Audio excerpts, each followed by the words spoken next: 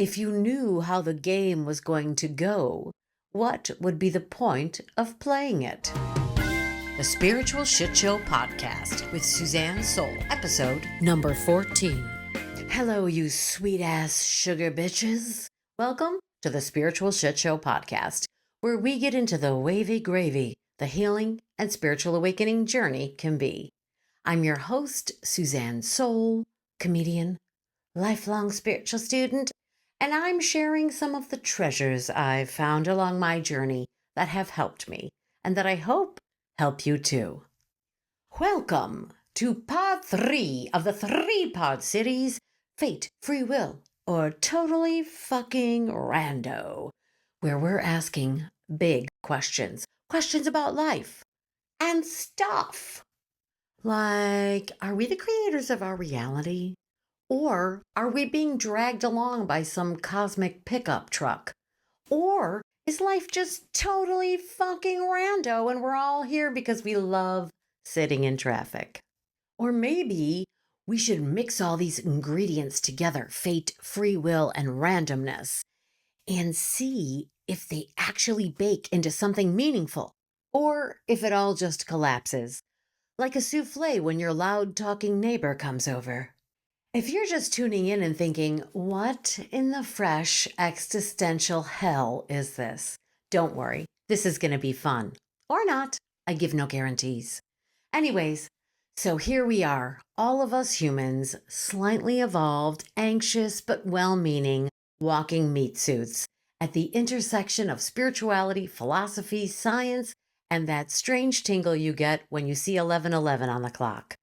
And we're all just trying to figure it out. What's it all about, Alfie? Let's get into this shiz. First, a motherfucking recap. In part 1, we talked about free will because I know how we all get the warm and fuzzies when we feel like we're in control of everything.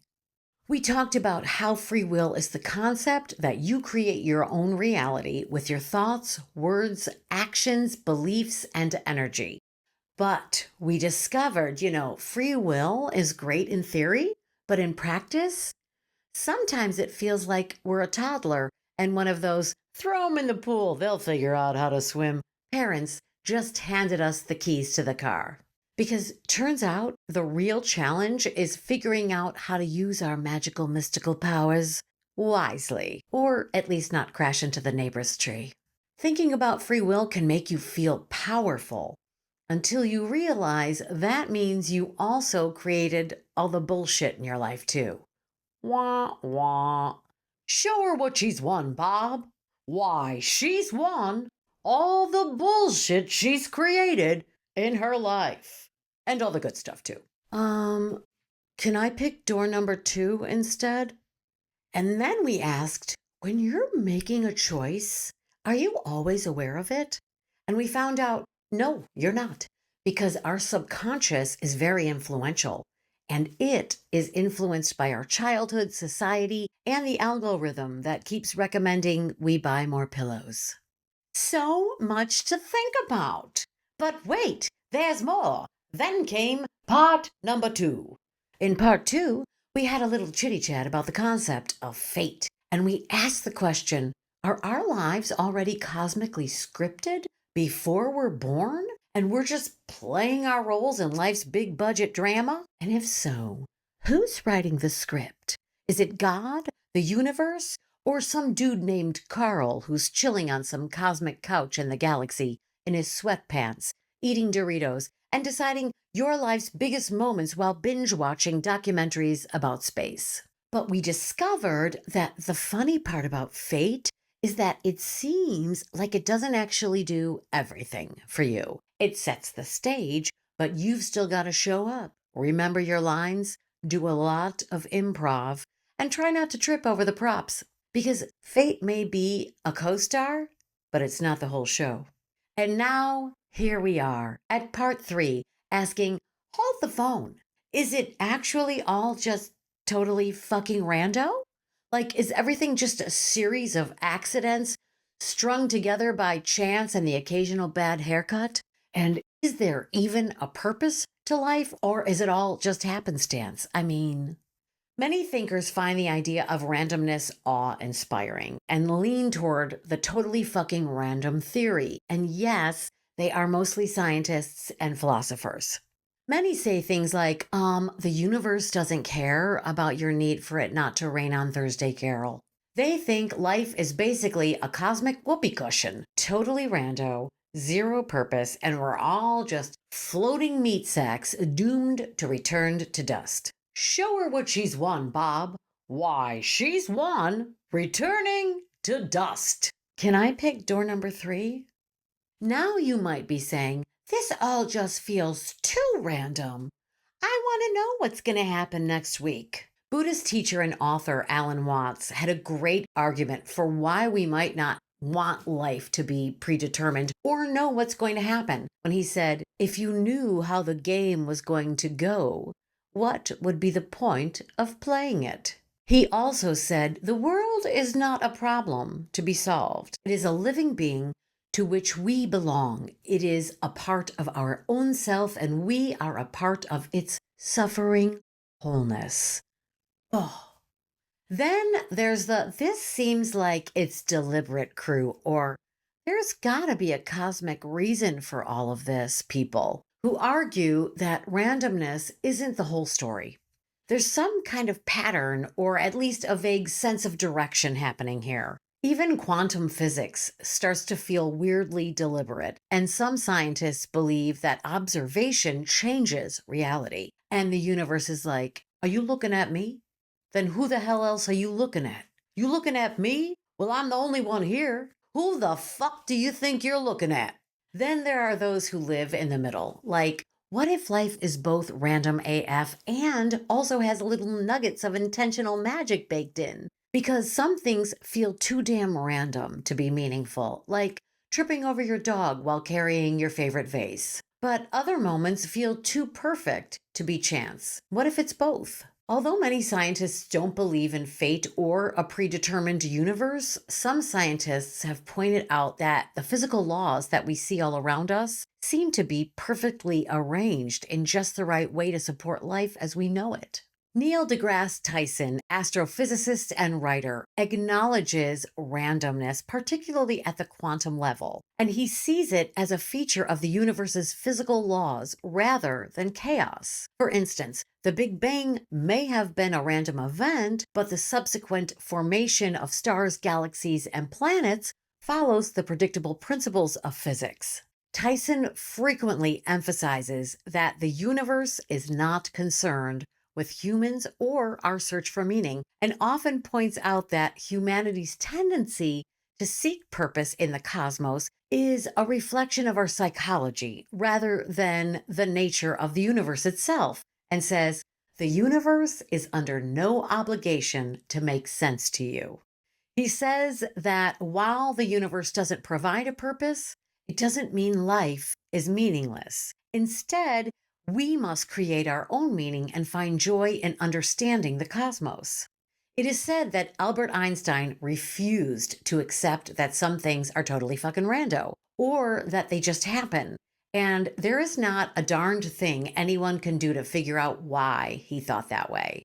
Almost alone among his peers, he clung to the clockwork universe of classical physics, ticking mechanistically, each moment dictating the next, and famously said, God does not play dice with the universe. Einstein believed that while events might appear random, they are governed by underlying principles we may not yet understand. He spent much of his later career trying to reconcile quantum mechanics, the science that helps us understand how the universe works on its smallest scale, and says that everything in and around us, from far-off galaxies to our own bodies, is made up of subatomic particles whose interaction produce the macroscopic effects we experience every day, like a tree, the random $20 you found in your pocket, and your big toe. These interactions don't always obey scientific or universal laws and are much stranger. And Einstein's later life was occupied by his attempt to reconcile this strange science with general relativity into a deterministic or predetermined framework without much luck. Get it? Luck? Deterministic? No? Nothing? Einstein's counterpoint, physicist Niels Bohr, embraced the randomness inherent in quantum mechanics. Bohr believed reality at the quantum level is based on probability rather than deterministic. His perspective suggested that particles don't have definite properties until they are observed or measured. Bohr famously quipped, "Einstein, stop telling God what to do." Physicist John Wheeler saw a participatory universe, suggesting that observers play a key role in shaping reality. Wheeler's take was that reality doesn't exist in a definite state until it is observed. He said, "We are not only observers, we are participators. In some strange sense, this is a participatory universe." This idea blurs the line between randomness and human influence, implying that reality is co-created by the universe and conscious observers. Whoa, I picked the wrong week to quit sniffing glue.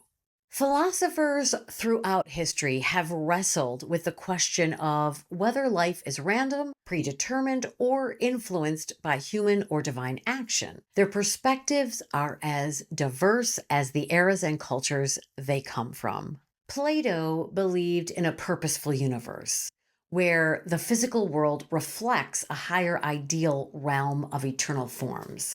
He believed that life is not random. It's a part of a grand, structured cosmos designed by a divine intelligence. He said, reality is shaped by timeless metaphysical truths rather than chance. Like Wheeler, Immanuel Kant believed reality is shaped by our minds. We can never know things as they are in themselves, he said, but only as they appear to us. Reality isn't entirely random, but our understanding of it is always subjective. That is absurd, but not as absurd as absurdism.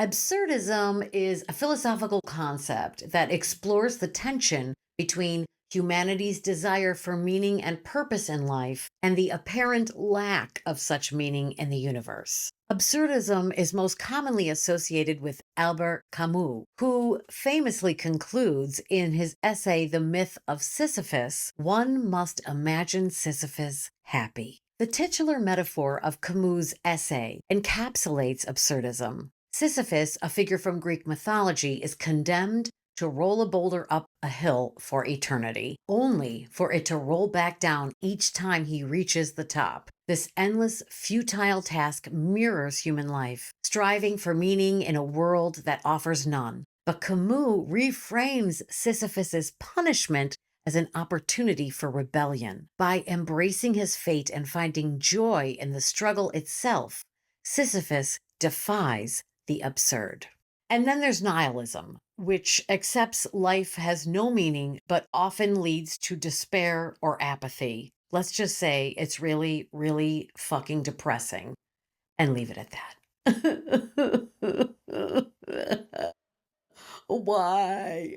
You can't ask the question, is life random or not, without bringing in Swiss psychologist Carl Jung. In Jung's paper, Synchronicity, he says, in the same way events can be affected by cause and effect, they can also be connected by meaning. Synchronicity happens when there is a meaningful coincidence. Jung said that things that are random or chance could have a more transcendental meaning. He called them synchronicities and said, when I studied them, it seemed that their chance of occurrence was almost improbable. Like, say, when you're thinking about how you'd like some pie, and immediately following that thought, your neighbor stops by with a pie. BTW, great neighbor.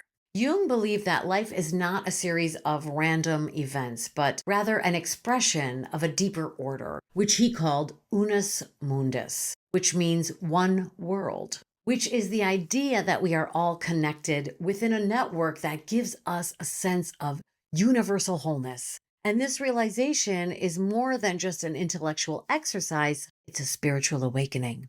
Whoa.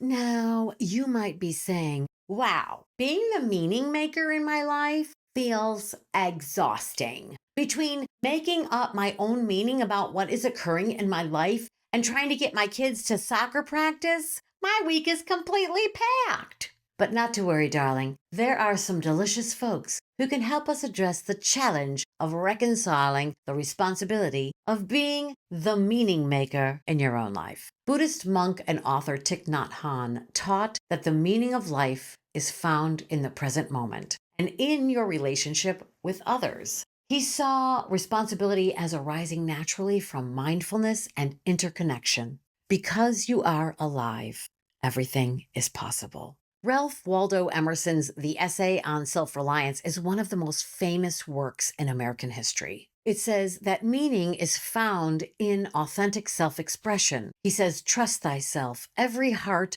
vibrates to that iron string. For Emerson, meaning arises from an unwavering belief in one's own thoughts and instincts. Instead of looking to others for validation or guidance, he emphasized the importance of trusting your own path, saying to be yourself in a world that is constantly trying to make you something else is the greatest accomplishment. And I agree. Emerson believed that each person is inherently connected to a universal truth or higher power, which can be accessed through introspection and intuition. He said, what lies behind us and what lies before us are tiny matters compared to what lies within us. Now you might say in your best Charlton Heston voice, I don't want to have to worry about making meaning all the damn time, damn it! Well, my friend, Alan Watts has you covered. He emphasized that while life has no inherent meaning, this isn't something to fear. It's liberating. He said, you are the universe experiencing itself. Stop worrying about whether your life has meaning. Now you might say, when I think about all this stuff, it makes me feel anxious and not very warm and fuzzy. Girl, first of all, these are all theories. And second of all, I got you. There's lots of delicious spiritual teachings we can turn to when life feels chaotic, uncontrollable, and nonsensical that help us align with life's flow rather than resisting it so we can have a much smoother ride in life, like riding in a Cadillac instead of being inside one of those rickety metal salt and pepper shaker carnival rides that smell like puke. Eckhart Tolle says living in the present moment is the key to peace. Resistance to what is creates suffering, while acceptance allows us to navigate uncertainty with grace. He said, whatever the present moment contains, accept it as if you had chosen it. Always work with it, not against it.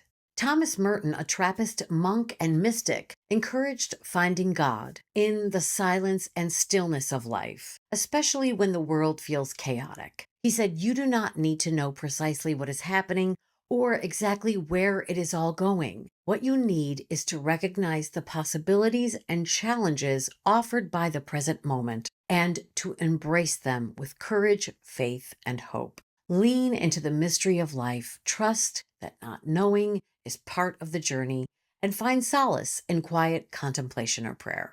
In When Things Fall Apart, Pema Chodron teaches that uncertainty and groundlessness are natural parts of life. And so by leaning into discomfort and impermanence, we can find resilience and joy. And founders of Unity Church, Charles and Myrtle Fillmore, believed that everything happens for spiritual growth, even when life feels chaotic. They said, you do not have to worry.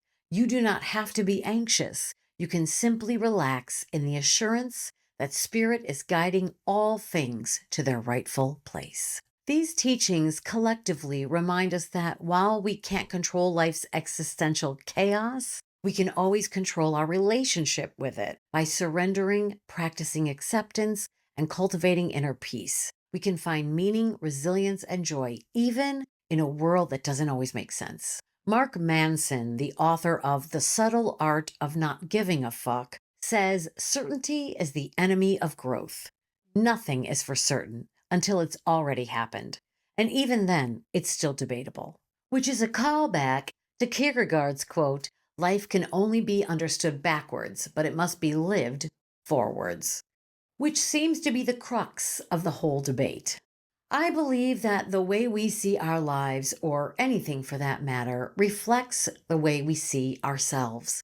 And it's our relationship with ourselves that drives the way we view and experience life.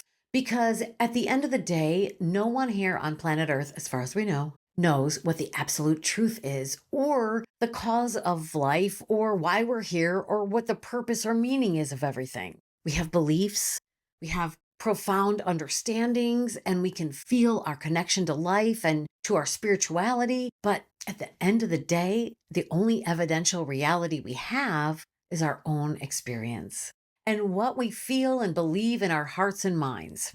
So we have the opportunity to look in our hearts and decide, like Einstein said, the most important decision we make is whether we believe we live in a friendly or hostile universe. Yes, it is challenging to try to grab onto a concrete idea of what your fate is or what your destiny is, because life is not a concrete object. Life is always lifing and breathing and moving and evolving and flowing, and it cannot be encapsulated while we're living it. And yes, you can look back on different times in your life in hindsight and say, this led to this, and that led to that, to this, and this made this happen, and that made that, and this is why this happened, etc., etc., etc. But you can't do it while you're in it, and you can't look forward and backward at the same time. Whoa, that was deep. Just give me a minute, dude. I found that I'm most at peace and most at ease when I just live in the moment. Because I think we can all get caught up in thinking about our lives as if we're looking at them from the outside in, thinking about what it looks like, what it will look like, and we may not even realize that we're thinking about our life in relation to how it looks from the outside or to the rest of the world, which is kind of a pointless task because how our lives look from the outside cannot be accurately assessed by us. When we ask the question, is everything just a coincidence or is it planned? I love the answer, everything is a manifestation, because it reflects the one thing we know, and that is that life is always evolving and active. So that means it must always also be manifesting out of itself, us included. And Sadhguru said, is life predetermined? Definitely not. It is determined out of your unconsciousness. If you make yourself conscious, all those things can be altered. Meaning, when we search within, when we find out what makes us tick, we can become more transparent to ourselves and therefore more conscious of how we are creating. Here's where I land. Is life random? Fuck yes. Is life deliberate? Also fuck yes. Do we get to know exactly what's going on? Apparently, fucking not. Maybe we're just ants in a giant intergalactic ant farm. Or maybe we're here to learn some soul lessons we agreed to before we showed up naked and screaming. Either way, we're all here now, so we might as well enjoy the ride. Here's the thing, whether life is random, deliberate, or some mashup combo of both, the question itself might be the point. Humans are meaning makers. We look for signs in the stars, order in chaos, and purpose in pain. Maybe that's our superpower and our career as a human. And it's what can bring us joy or suffering. As Brené Brown said, we craft love from heartbreak, compassion from shame, grace from disappointment, courage from failure. Showing up is our power. And Carl Sagan famously wrote, for small creatures such as we, the vastness is bearable only through love. Whether the universe is an intentional masterpiece or a cosmic joke, the best thing you can do is just keep showing up, keep asking questions, and keep finding the humor in this strange, messy ride. You've got a body, a brain, and the ability to learn, evolve, grow, and love with all your heart, including yourself.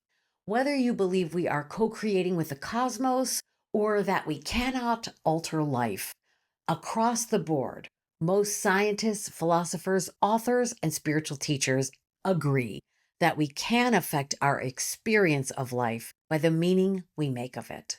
Can I tell you how much I've enjoyed this series? I've learned so much, And it has brought me so much insight and caused me to reflect in so many cool ways. And I feel like I'm always a little transformed when I make these podcast episodes. So thank you so much for joining me. Anyways, this has been the Spiritual Shit Show podcast, and I love you more than my cosmic luggage. And I'll see you on the next one. Hold it.